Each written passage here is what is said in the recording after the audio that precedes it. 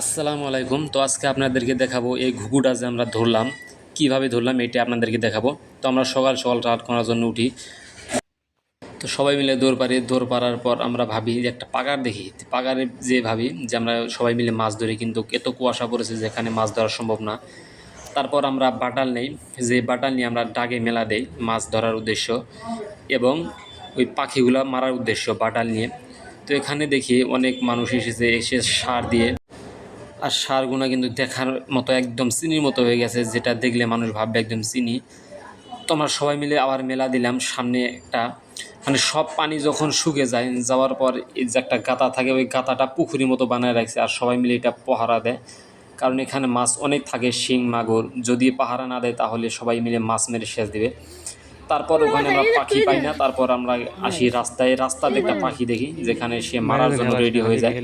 তো আমার মায়া লাগে অনেক যখন পাখিগুলা এইভাবে মারতে থাকে, যদি তার মানে আঘাত হয় ভিতর দিয়ে, যখন পাখির ভিতর দিয়ে গুলিটা ঢুকে যায় রক্ত বের হয়ে থাকে, আর দেখে অনেক খারাপ লাগে। যাই আমি এই ভিডিওটা আমি করি না, তাকে মোবাইল দিয়ে যে বাড়িতে গিয়ে ভিডিও কর, আর এখানে মানুষের বাড়িতে গিয়ে ভিডিও করাটা অনেক একটা মানে খুব খারাপ কথা। যদিও আমি বড় হয়ে গেছি, তার জন্য তাকে দিলাম যে যা তুই ভিডিওটা করে নিয়ে আসি। তো তারপর সে ভিডিও করার জন্য যায়, যাওয়ার পর এখানে মাছ পায় না। আর যদি দেখবেন দৃশ্যটা দেখে অনেক ভালো লাগলো, সিনটা দেখতে পাচ্ছেন গ্রামের এইভাবে, এটাই ছবি। আর তারপর আবার একটা বাড়িতে যায় যেখানে মানুষটা বলে যে তুমি ক্যামেরা করো না, কারণ এখানে মানুষ অনেক, বাড়িতে মানুষ থাকে, যার জন্য আমি ভিডিওর স্ক্রিপ্টটা দেখালাম না, সেই কথাটাও শোনালাম না। তো যার পর এখানে একটা ঘুঘুর বাসা আছে, যে বাসা দিয়ে তারা ঘুঘুটা ধরার জন্য যায় কিন্তু ধরতে পায় না। অবশেষে লেট্রিনের পাশে এসে গেছি, আর অনেক গন্ধ থাকবে লেট্রিনের পাশে, আর দেখতে পারতেছেন একদম গাছের মধ্যে দিয়ে সে বাটালটা চলাচ্ছে, কিন্তু সে ঘুঘুটা মারতে পায় না।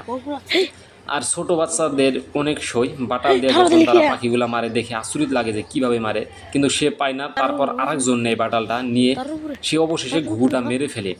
আর ঘুঘুটা মারার পর অনেক খারাপ লাগে, মারে না মানে লাগার পর ঘুঘুটা পড়ে যায়, আর এটা আমরা ধরি। ধরার পর ভাবলাম সবাই মিলে দেখার জন্য এসেছে, কারণ একটা গ্রামের এটাই একটা সিন, যে একটা বস্তু যখন আপনি করবেন দেখার জন্য অনেক মানুষ থাকে। এটা দেখে সবাই ভাবতেছে ঘুঘুটা আমাকে দাও আমাকে দাও, তো আমি বললাম আমাকে দাও, আমি বড় যেহেতু আমার কথা সবাই শুনলো। এই ঘুঘুটা না মেরে আমরা ভাবলাম যে এটা নিয়ে যাই বাড়িতে, এটা পালবো।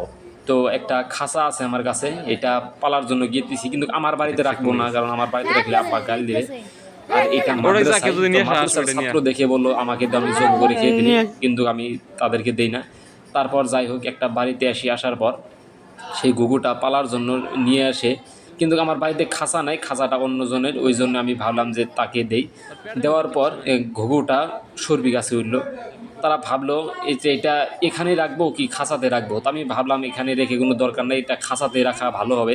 তো খাঁচা রেডি হয়ে গেছে। তো খাঁচাতে রাখার একটাই উদ্দেশ্য যে যাতে ঘুঘুটা যেতে না পারে, কিন্তু এখানে পাড়াপাড়ি লাগাইছে সবাই যে আমাকে দাও আমাকে দাও। আমি বললাম দরকার নাই, এখানে থাক, তোমরা নিয়ে থাকো, আর আমি কিছুদিন পর এটা ঘুঘুটা নিয়ে যাব। কিন্তু পরের দিন আমি তাদের সাথে যাই না, তারপর দেখি তারা একটা ঘুঘু ধরে নিয়ে এসেছে, একদম জবো করে নিয়ে এসেছে খাওয়ার জন্য, কিন্তু এটা আমি যাই।